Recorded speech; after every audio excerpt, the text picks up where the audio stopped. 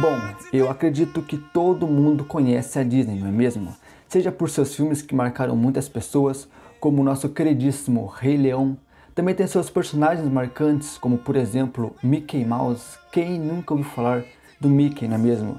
Também temos o Pato Donald, Pateta, entre vários outros. Fora que também tem os parques, que são enormes, cheios de brinquedos e que muitas famílias vão para passar as férias. Mas toda vez que você ouve essa palavra Disney, a primeira coisa que vem na sua cabeça é o que? Animação, desenho, felicidade, alegria, magia, fantasia, coisas do tipo. Nunca vem algo ruim, não é mesmo? E pensando nisso, eu resolvi fazer esse vídeo de hoje, ok? Que é um iceberg da Disney, onde vocês vão ver que nem tudo são flores por lá. Eu já tinha feito um vídeo de iceberg aqui no canal, ok? Eu achei bem interessante gravar aquele vídeo e editar ele. E é por conta disso que eu tô trazendo esse vídeo aqui, ok? Porém, esse vídeo aqui vai ser um vídeo que tem muito mais, como é que eu posso dizer, informações. Esse vídeo aqui tem roteiro, coisa que eu nunca faço nos meus vídeos, que é roteiro. Então esse vídeo aqui tá com um roteirinho para me seguir, porque eu realmente fui atrás de pesquisar as coisas para trazer o máximo de informações possíveis aqui para vocês, ok? E é por conta disso que eu vou pedir para você deixar seu like, ok? Se inscrever no canal se for novo por aqui e também comentar aí embaixo o que você achou do vídeo, ok? Comenta, deixa like, que isso ajuda muito o canal, ajuda o YouTube a divulgar esse vídeo aqui para muito mais pessoas.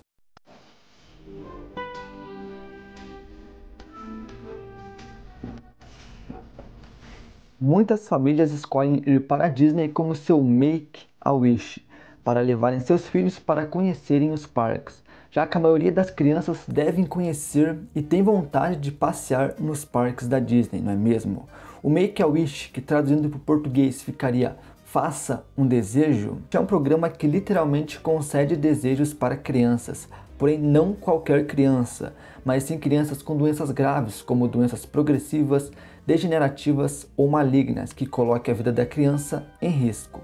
Elas também precisam ter entre 3 e 18 anos. Você pode desejar qualquer coisa, porém o mais pedido, sem sombra de dúvidas, é uma viagem para conhecer a Disney. Já que a Disney é aí o maior parque do mundo, não é mesmo? E toda criança eu acho que tem vontade de ir para a Disney para conhecer os brinquedos, para conhecer as atrações, os personagens que elas tanto amam, né? Que é o Mickey, o Pato Donald, o Pateta, entre muitos outros aí. Então esse programa aqui é um programa bem legal, ok? Eu não sabia dele. Foi fazendo esse vídeo aqui, pesquisando sobre, que eu descobri. Eu achei um programa realmente muito foda e muito bacana.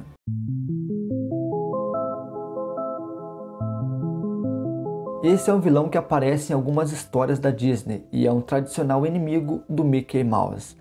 Ele usa uma capa preta que cobre todo o seu corpo, escondendo assim a sua verdadeira identidade. Porém, ela já foi revelada e ele é, na verdade, um cão antropomórfico com um longo bigode e um cabelo preto penteado para trás. E o The Phantom Bloat, ou simplesmente The Bloat, ou traduzindo para o português, o Mancha Negra, fez a sua primeira aparição em Mickey Mouse Supera o Phantom Bloat. E nessa história, o chefe O'Hara contrata Mickey para capturar esse novo criminoso que se autodenomina The Bloat.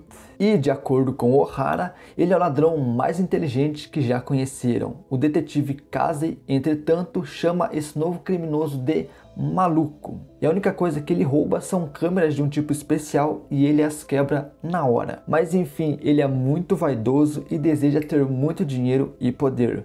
Porém, o que ele mais tem vontade é de simplesmente ser famoso. E eu particularmente nunca tinha visto esse personagem em nenhuma animação, nenhuma história que eu tenha lido aí do Mickey Mouse. Mas eu achei bem legal o design dele, também o background dele é bem bacana. Se você pesquisar na internet aí, você vai ver que tem todo um lance com a família dele e tudo mais. Então eu acho que esse personagem deve ser bem legal.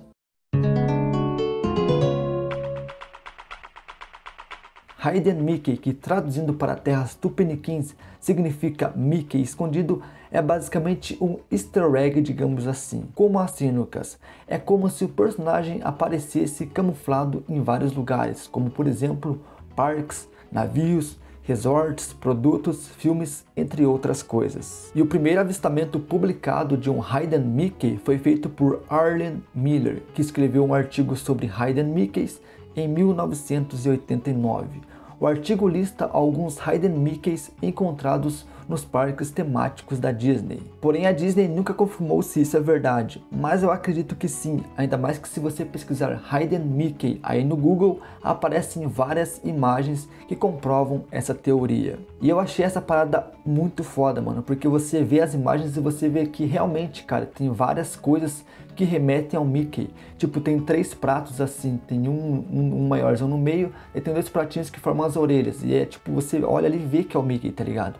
Tem cenas em filmes também que é tipo um easter egg, que aparece lá uma bolha, por exemplo, de sabão, que tem o formato dele é igual ao rosto do Mickey. Então achei muito foda isso. E é legal que não tem só nos filmes e animações, mas também na vida real, tipo nos parques. Você vai no parque e você pode ver um Hidden Mickey por lá, tá ligado? Muito massa mesmo essa parada.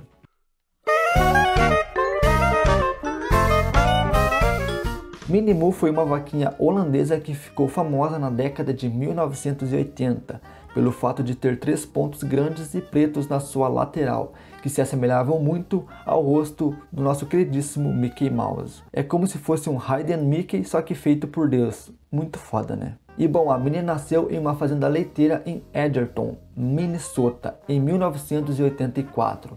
Ela provou ser uma pobre produtora de leite, ou seja, ela não era tipo uma vaca leiteira, digamos assim. Então, por conta disso, ela foi inicialmente planejada para ser abatida. No entanto, a sobrinha da família escreveu para a Disneylândia e o Walt Disney World em 1988 com fotos da vaquinha, sugerindo que talvez a The Walt Disney Company poderia usá-la. E em 1990, a Walt Disney Company comprou Minnie por um valor não revelado, transferindo-a para o Walt Disney World para ser incluída na Vovó Duck's Pitching Farm em Mickey's Starland no Magic Kingdom. E meu Deus do céu, quanta palavra em inglês, meu cérebro quase travou agora. Onde ela se tornou uma atração popular para os fãs da Disney. E em 1996, quando a fazenda de animais da Vovó Pato foi demolida para dar lugar a uma nova atração, Minnie foi transferida para o zoológico Fort Wilderness Resort. E em 2001, aos 17 anos, Minnie faleceu de causas naturais. E uma curiosidade que eu vi fazendo essa pesquisa aqui foi que depois desse ocorrido aí, ok,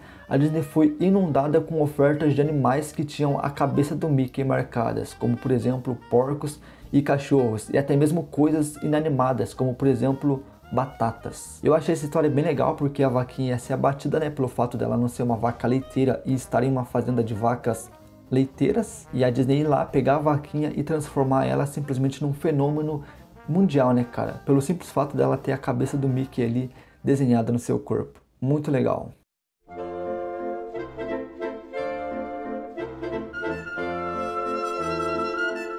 Oswald, ou Oswald o Sortudo, ou Osvaldo o Sortudo, é um personagem que foi criado por Walt Disney e U.B. Iwerks, eu acho que é assim que fala, ok? Perdoai pelo meu inglês top aí. É um personagem que estreou pela primeira vez no curta Trolley Troubles em 1927. Ele tinha uma habilidade diferente, que era a de remodelar todo o seu corpo. E ele era um personagem energético, inventivo, aventureiro e quase sempre causava problemas, mas encontrava uma saída através da astúcia e da inteligência. Oswald adorava brincar e fazer os outros rirem. Ele também fez algumas participações especiais em filmes como, por exemplo, Zootopia e Doutor Estranho no Multiverso da Loucura. Porém, em 1928, a Disney perdeu os direitos do personagem por conta de um termo que havia no contrato entre ela e a Universal Studios. E vendo algumas imagens desse personagem na internet, me pareceu que ele era um personagem realmente muito carismático, muito alegre, muito divertido. Esse é um sistema de túneis utilitários que faz parte da área de bastidores da Disneylândia, ou seja, é uma área fora da vista do público e é utilizada pelos funcionários para realizarem operações de suporte, como por exemplo removerem lixos do parque e ajudar os personagens fantasiados a chegarem mais rápidos aos seus destinos. Isso ajuda a não arruinar aquela visão que as pessoas têm do parque de ser tudo muito perfeitinho e muito belo. E, se eu não me engano, eu já vi algumas imagens desses utilidors, ok? Eu não cheguei a ver imagens pesquisando esse vídeo aqui, mas eu acho que eu já vi algumas imagens e, cara, é um bagulho até meio macabro, tá ligado? Porque é como se fossem túneis embaixo da Disney. E, mano, aquele bagulho, imagina aquele bagulho à noite sem nenhuma luz acesa, deve ser um bagulho extremamente macabro. Mas é muito foda você ver como é tudo muito bem planejadinho dentro da Disney, né? Ends Coming, que pelo que eu pesquisei é uma brincadeira que surgiu na internet e funciona como aquela música estátua da Xuxa. Você lembra daquela musiquinha? Mão na cabeça, mão na cintura, um pé na frente, o outro atrás, agora ninguém pode se mexer, estátua. Então é basicamente isso, e nessa brincadeira várias pessoas se juntam e uma fala Ends Coming, que significa o end está vindo em português, e aí todos se fingem de bonecos. E essa brincadeira foi retirada de uma cena do filme Toy Story, onde Woody avisa aos brinquedos que o Andy está vindo, e eles voltam a ser bonecos inanimados. Andy's coming, everybody! Back to your places, hurry!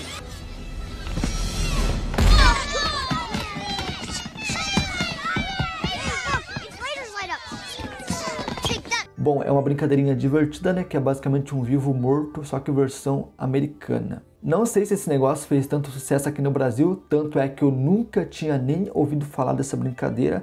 Então eu acho que aqui no Brasil não fez tanto sucesso, fez muito mais sucesso lá na gringa essa trend aqui, né? Existe uma lenda que diz que todas as plantas da Tomorrowland na Disneylândia são comestíveis, o que não parece ser 100% real, ok? Já que na verdade parece que apenas 80% são comestíveis, o que ainda assim é bem impressionante. Bom, eu não sei o tipo de planta que tem lá, se é tipo, sei lá, hortelã ou se é, sei lá, um pé de maçã, tá ligado? Eu só sei que se eu levasse minha mãe para esse lugar e lá tivesse um pé de limão que seja, mano, minha mãe ia pegar todos os limões que tivesse lá para fazer salada para ela comer. E se tivesse, sei lá, alface, couve, repolho, mano do céu, minha mãe ia fazer a festa nesse lugar aí. Hakuna Matata. What a wonderful phrase. Bom, eu acredito que muitas pessoas já devem ter ouvido falar dessa teoria aqui que tem no filme do Rei Leão, onde em uma determinada cena, uma nuvem de poeira forma a palavra sex, que no português fica, obviamente, sexo. Porém, aparentemente, a intenção, na verdade, era formar a palavra SFX e não sex.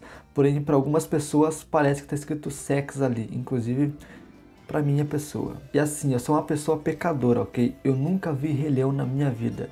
Eu tenho certeza que se eu tivesse assistido, seja hoje em dia mesmo, eu não pegaria essa porra dessa cena aí, velho. Porque, cara, a pessoa tem que estar prestando muita atenção para ver ali a palavra sex.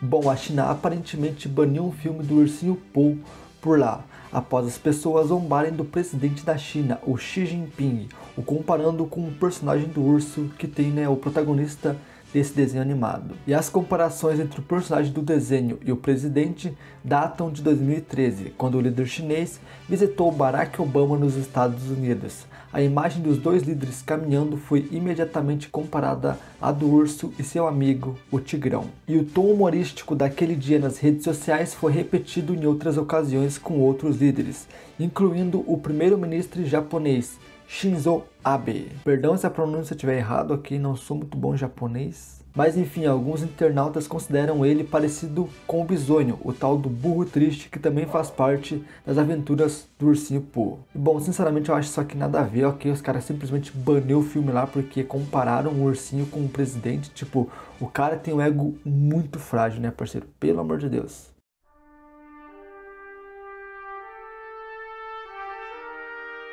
Durante a Segunda Guerra Mundial, entre 1941 e 1945, a Disney se envolveu em alguns filmes de propaganda para o governo dos Estados Unidos. Em 1941, por exemplo, a Disney fechou um contrato de filmes com a Marinha, e esse contrato exigia que a Disney fizesse 20 curtas de animações relacionados à guerra para o governo dos Estados Unidos. E após isso, outros ramos do governo também fizeram o mesmo, como as Forças Aéreas do Exército, o Departamento de Agricultura e o Departamento do Tesouro. Esses filmes tinham como objetivo educar os americanos e as crianças sobre a guerra. E isso incluía pequenos desenhos sobre como ser convocado, maneiras de como contribuir para o esforço da guerra em casa, criar caricaturas de figuras políticas como Hitler, por exemplo. Aumentar o Espírito e a Moral, entre outros. E alguns filmes que foram produzidos nesse período foram The New Spirit, The Spirit of 43, que eu não sei como é que fala 43 em inglês, Victor Trogue Air Power, Comando Duck, entre muitos outros. E é muito louco isso, porque eu particularmente não sabia que a Disney tinha feito essa parceria, tá ligado? Com a Marinha, por exemplo, para fazer filmes sobre a guerra. Até porque eu não sou um cara muito chegado na Disney, eu não sou aquele cara que assistiu os desenhos do Mickey, por exemplo, ou do Pato Donald. Eu sempre fui meio mais, sei lá, do lado da DreamWorks, Pixar e tal. Nunca fui muito chegado nesses personagens da Disney. Porém, é muito louco você saber que a Disney fez parceria, tipo, lá na Segunda Guerra Mundial, tá ligado? Com a Marinha ou com o Exército para fazer propaganda sobre a guerra. É muito louco isso mesmo. Plane Crazy, ou Plano Louco, foi o primeiro curta-metragem onde apareceram os personagens do Mickey e da Minnie Mouse, e era originalmente mudo. No curta vemos Mickey tentando criar um avião para poder voar, obviamente, né? Porém, acaba não dando muito certo, e ele então cria um outro avião, e dessa vez ele leva a Minnie junto. E ele faz isso após receber uma ferradura da sorte dela, e a partir daí a animação se desenrola com os dois passando por várias situações enquanto voam com o avião feito pelo Mickey. Eu inclusive recomendo bastante vocês verem esse curta, ok? Porque ele é bem curtinho, tem no YouTube e ele é muito legal, cara, é muito bacana mesmo. Eu particularmente, como eu disse, nunca fui muito fã do Mickey, mas essa animaçãozinha você vê que ela é muito bem feita, cara, mesmo pra época que ela foi lançada, é uma animaçãozinha muito legal e muito gostosinha mesmo de você assistir. Bom, esse aqui é um caso bem interessante, ok? Onde a Marvel, juntamente com a Disney, resolveram simplesmente matar os atores do filme Fantastic, de 2015. E Fantastic, para quem não sabe, é o filme do Quarteto Fantástico que foi lançado ali em 2015, ok? Que eu sinceramente não assisti, mas todo mundo falou que é uma porcaria, então eu não vou nem fazer o favor de assistir esse filme. Nunca na minha vida. Mas enfim, eles mataram os atores em uma edição de histórias em quadrinhos do Justiceiro, onde eles morrem em uma explosão simplesmente gratuita. E eles fizeram isso, obviamente, porque o filme foi extremamente mal recebido e não foi nada bem nos cinemas, causando um grande prejuízo para eles. E a forma de se afastarem dos personagens foi matando eles. Simplesmente isso. E uma curiosidade é que além de matarem os personagens, eles também acabaram matando as histórias em quadrinhos do Quarteto Fantástico, que foi simplesmente cancelada em 2014. Bom, como eu disse anteriormente, eu não assisti esse filme aqui, ok? Eu tinha assistido o antigo lá e eu já achava aquele filme extremamente tosco. Mesmo sendo criança, eu achava aquele filme bem ruim de assistir, ok? E esses aqui ele veio com um CGI ruim, com uma história muito bosta. E cara, não me deu vontade nenhuma de assistir. Ainda mais depois de ver reviews de outras pessoas falando do filme, falando muito mal dele e tal. Então, tipo assim, eu realmente não quero nem perder meu tempo vendo isso aqui. E querendo ou não, faz sentido a Disney ter matado esses caras aí, né, velho? Inclusive tem rumores de que a Marvel quer trazer o Quarteto Fantástico novamente. Eu espero que dessa vez pelo menos tragam eles de uma forma boa, né?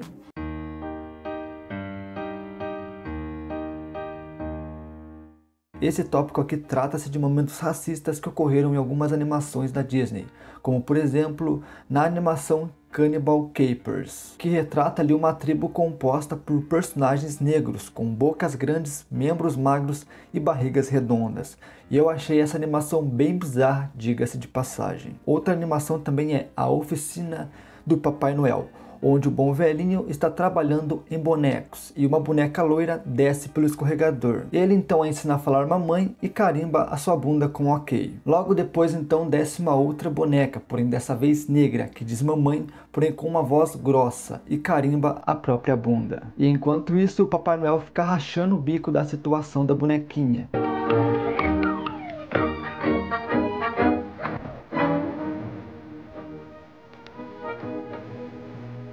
Outro caso também seria da Sunflower, que significa geração no Brasil, que é uma centaurita negra que aparece na animação Fantasia da Disney, de 1940. E as cenas em que ela aparece são consideradas racistas.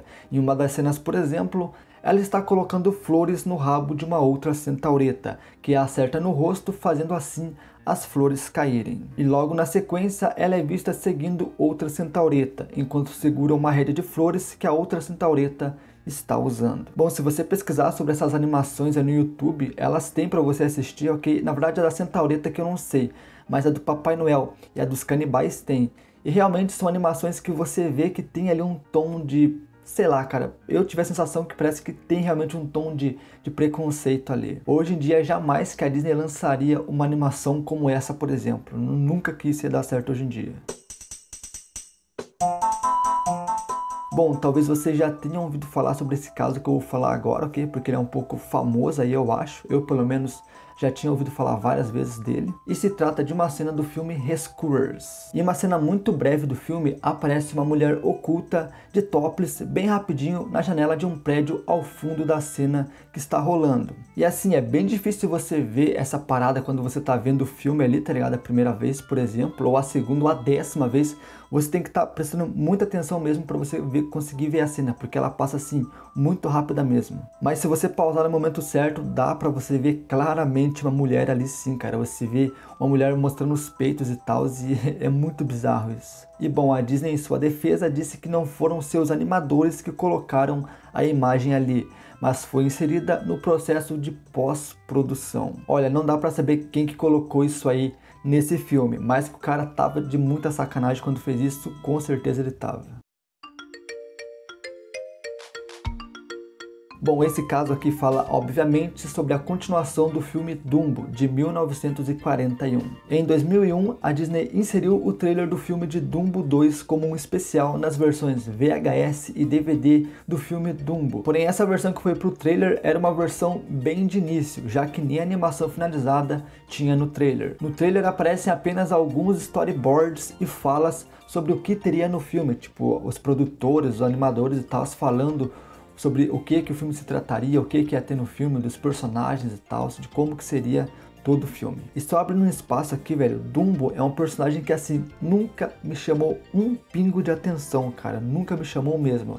Inclusive saiu aquele filme live action do Dumbo aí, que eu nem sei se o filme era bom ou ruim, ok, nem vi crítica sobre o filme, mas que assim, cara, eu vi o trailer daquilo lá e eu falei, puta, esse aqui não vai dar certo, velho. Eu acho que hoje em dia Dumbo é um personagem que já não funciona mais, pelo menos na minha visão, né?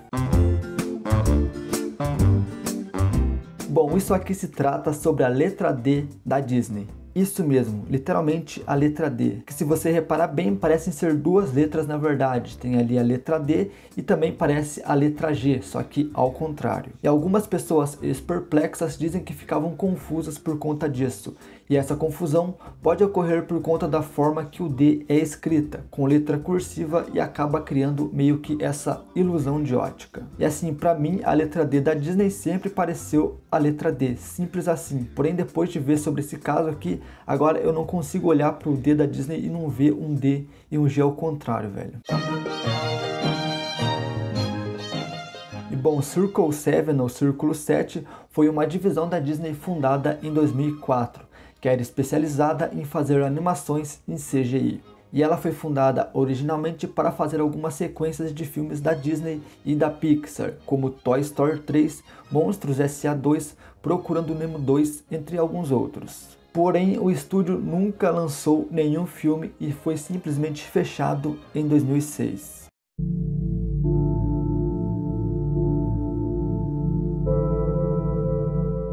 No dia 7 de janeiro de 1942, um mês após os ataques a Pearl Harbor, o proprietário da Sun Rubber Company, T.W. Smith Jr., junto com seu assistente, apresentaram um esboço de uma proposta que eles tinham inventado. E a proposta era nada mais nada menos do que máscaras de gás com o formato da cabeça do Mickey Mouse. E só abrindo um parênteses aqui, eu nunca tinha ouvido falar desse caso aqui, nunca tinha visto essas máscaras, porém vendo elas, mano, eu achei muito bizarro, não sei porquê. Talvez seja pelo fato de serem máscaras de gás feitas para crianças, tá ligado? Tipo, sei lá, causa um bagulho estranho na minha cabeça, não sei porquê. A Sun Rubber produziu pouco mais de 1000 cópias das máscaras do Mickey Mouse. E como as máscaras não foram produzidas em grande quantidade, poucos exemplares destas máscaras existem hoje em dia. Mas se você pesquisar na internet, vão ter várias imagens dessa máscara bizarra aí. Inclusive eu tô vendo uma imagem agora aqui, velho, que é muito bizarra, que é de uma criança usando a máscara e a criança tá segurando uma bonequinha na mão. Cara, que imagem esquisita e medonha. River Country foi o primeiro parque aquático do Walt Disney Resort. Ela foi inaugurada em 20 de junho de 1976 e fechada em 2 de novembro de 2001. E no ano de 2005, cerca de 3 anos depois, a Disney anunciou que o parque seria fechado permanentemente. Isso faz com que este seja o segundo de apenas 2 parques da Disney a fecharem suas portas para sempre. E com o parque sendo abandonado, ele começou a apodrecer e ser tomado pela natureza novamente. Existem vídeos de pessoas explorando o local e olhando hoje em dia, nem parece que algum dia ali já foi um parque aquático onde as pessoas iam para se divertir. Uma coisa que eu vi e eu achei bem interessante é que a música de encerramento ainda toca no parque, mesmo ele estando abandonado. E as luzes também se acendem automaticamente, já que aparentemente a Disney não cortou a energia do parque. E assim, o bagulho virou basicamente um cenário de filme de terror, né, cara? Porque é muito macabro você pensar que há muito tempo atrás foi um lugar muito feliz, onde as famílias iam ali para se divertir, e hoje em dia tá nesse estado deplorável, tá ligado? Com a natureza tomando conta, tudo enferrujado, tudo velho. É muito estranho. Bom, aparentemente, antes de Toy Story ser esta franquia de filmes voltado mais para o público infantil, no início a ideia era de fazerem um filme com uma pegada mais adulta. E essa versão inicial foi apelidada de Black Friday Hell, e essa versão era muito mais grosseira e sombria do que a versão que temos hoje em dia. O Woody, por exemplo, era todo cínico e valentão nessa versão, tanto que ele trata os brinquedos como se fossem lixo. E em uma cena, ele até empurra o Buzz de propósito de uma janela e diz que foi sem querer. Woody! I'd just like to wish you luck. I know you'd do the same for me. Oh, yeah, well, yeah, there you go. Whoa! Oh!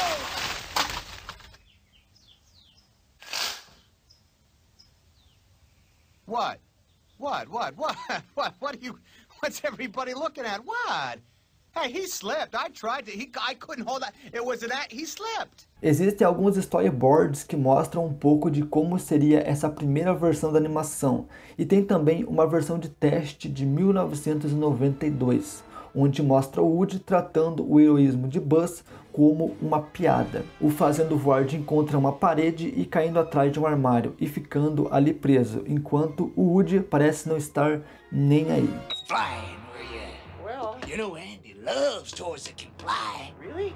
Well then, to infinity and beyond!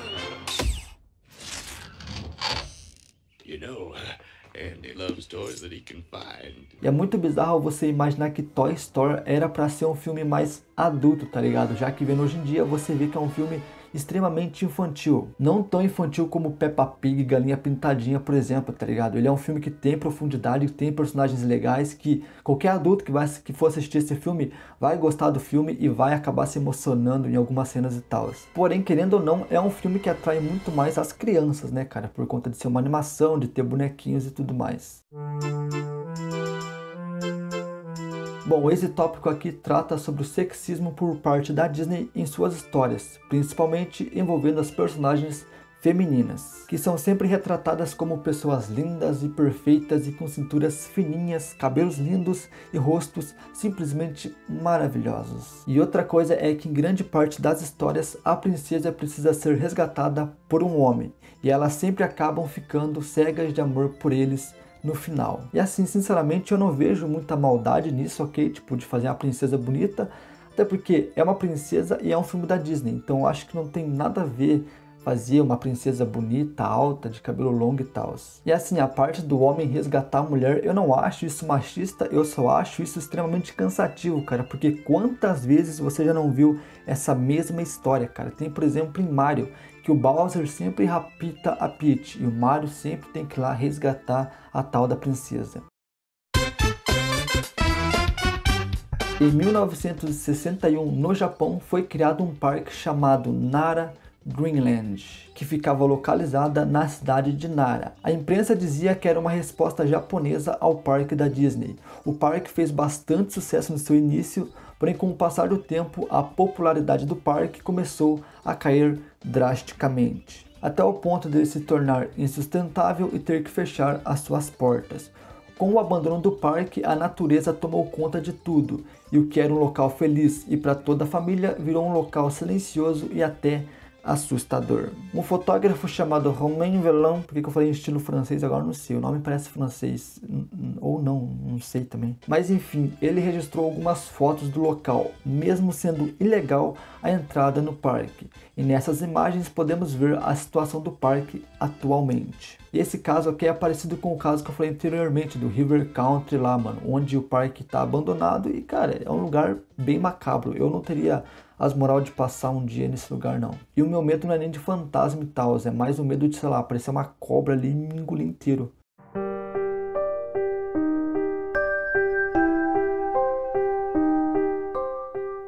Suicide Mouse é uma creepypasta, mano, quem lembra da época da creepypasta, cara, eu lembro até hoje que eu tinha um celular de botãozinho que tinha uma creepypasta do Bob Esponja, que toda vez que eu assistia aquilo lá, eu simplesmente me cagava de medo. E eu tinha várias creepypastas baixadas, eu não sei por que caralho de motivo que eu gostava de ver aquilo, mas tinha do Bob Esponja, tinha uma do Dragon Ball, onde o Yantia matou todo mundo, tinha do Apenas um Show, cara, eu tinha muita creepypasta no meu celular. Mas bom, falando agora do tópico aqui, essa é uma creepypasta do Mickey Mouse, obviamente, onde em um episódio preto e branco vemos o personagem andando por uma rua e de fundo tem uma música macabra junto com alguns gritos. E durante o episódio também aparecem algumas outras imagens estranhas durante a animação e no final vemos o rosto do Mickey estático e encarando a câmera com um sorriso no rosto.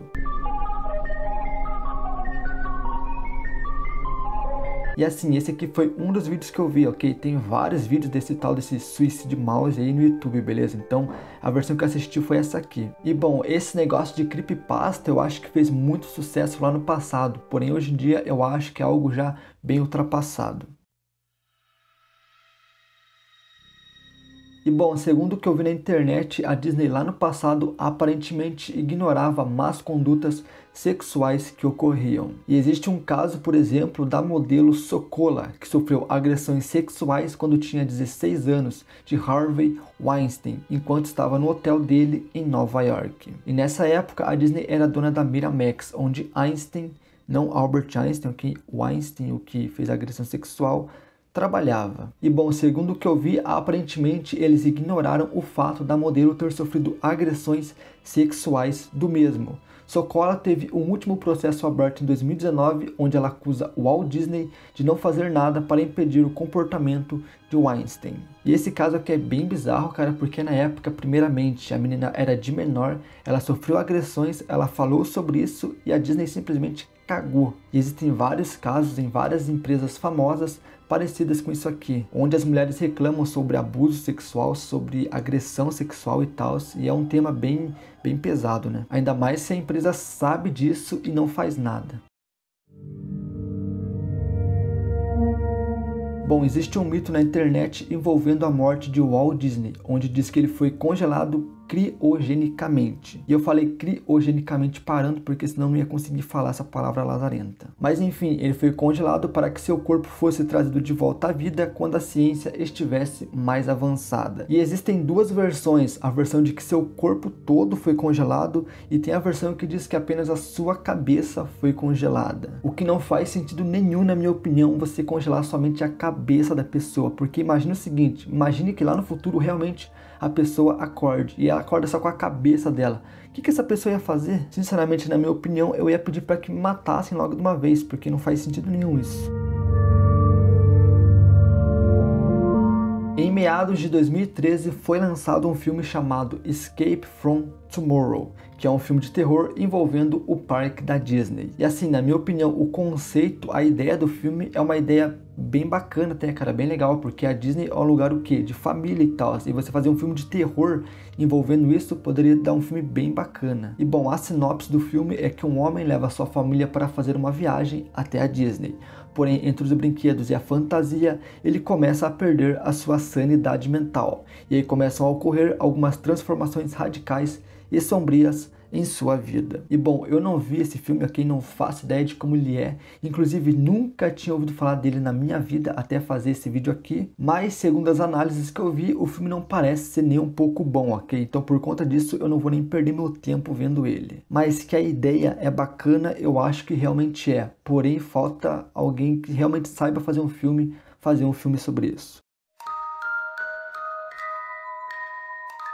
Essa teoria aqui se trata do filme da Branca de Neve e os Sete Anões, onde diz que cada anão representa um estágio do vício da cocaína. E os 7 estágios do vício começam com o dengoso, que representa o primeiro sintoma da dependência de cocaína, descuido e instabilidade emotiva. Depois vamos para o zangado, que em inglês significa grumpy, que representa a abstinência. Em sequência temos o eolo, que em inglês significa sneeze, que significa espirra, ok? E representa os danos que a cocaína produz na faringe e no nariz. O feliz representa o estado de euforia temporário que produz a cocaína. O dunga, que em inglês é bashful, que traduzindo ficaria tímido, representa o post-trip, o estado no qual a pessoa evita contato com os seres humanos. E logo em sequência temos o mestre, que em inglês é doc e em português é doutor, que representa a sabedoria, o senso de onipotência e representa as sensações positivas que produz a cocaína. E por último temos o soneca, que representa o último sintoma da cocaína, sonolência, dor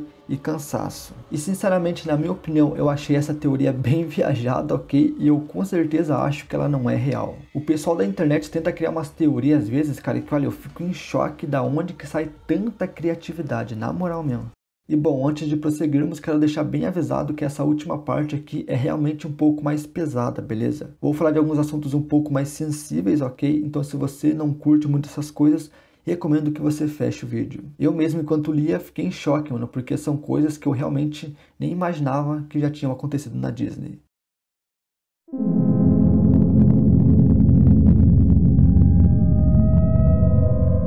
E bom, Thomas Guy Cleveland era um residente de Northridge, Califórnia. Ele tinha 19 anos quando foi morto tentando entrar furtivamente na Disneylândia, ao longo dos trilhos do monotrilho. Cleveland escalou a cerca externa de 5 metros de altura do parque e subiu na pista do monotrilho, com a intenção de pular ou descer uma vez dentro do parque. Cleveland ignorou os avisos gritados por um guarda de segurança sobre a aproximação de um trem monotrilho e não conseguiu saltar para fora dos trilhos. Ele então desceu para uma cobertura de fibra de vidro sobre os trilhos, mas a folga não foi suficiente. O trem que se aproximava o atingiu e o matou, e arrastou seu corpo de 30 a 40 pés abaixo da pista. E mano, essa notícia aqui é bizarra, cara. Quando eu li ela eu fiquei tipo assim, extremamente em choque.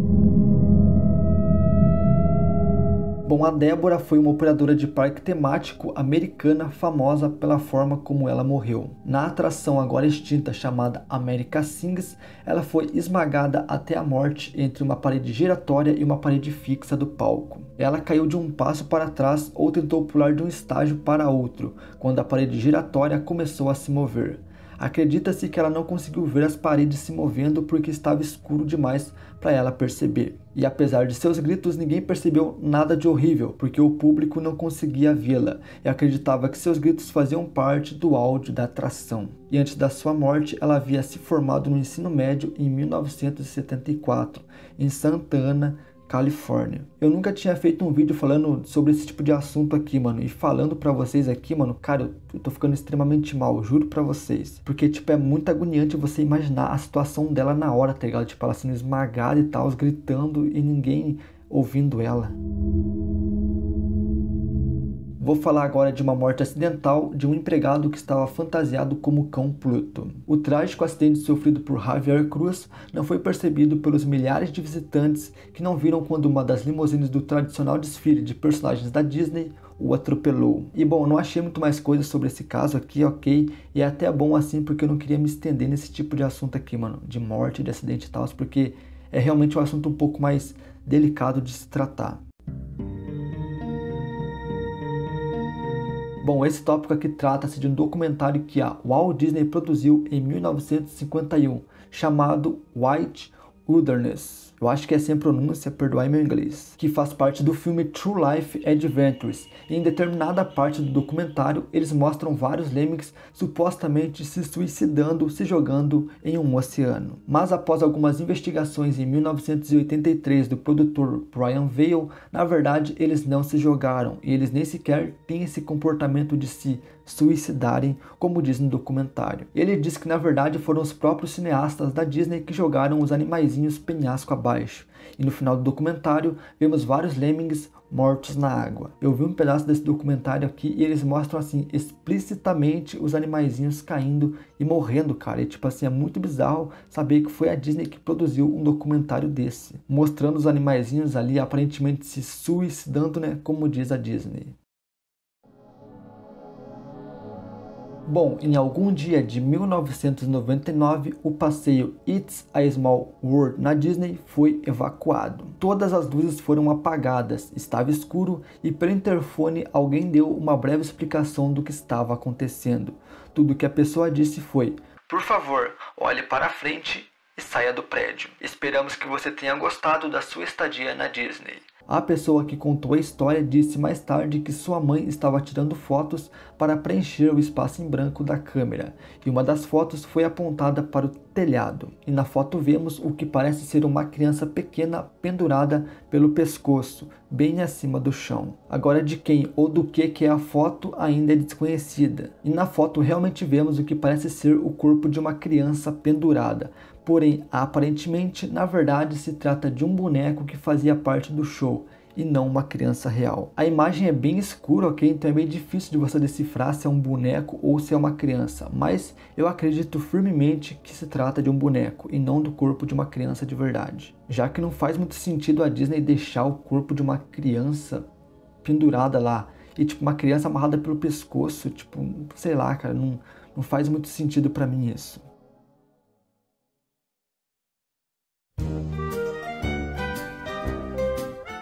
Finalmente terminamos o vídeo por aqui. Essa última parte foi bem difícil de falar, ok? Pelo fato de tratar de algumas mortes e tal, é um assunto bem delicado, bem pesado mesmo de se falar. Mas enfim, espero que vocês tenham gostado do resultado do vídeo, ok? Deu bastante trabalho gravar ele, ainda tenho que editar e tal para poder postar, mas eu espero de verdade que o resultado final fique bacana. Mas enfim, se você gostou, deixe seu like, se inscreva no canal e comente embaixo o que você achou do vídeo. Se puder também comente sugestões de vídeos futuros para me fazer aqui no canal.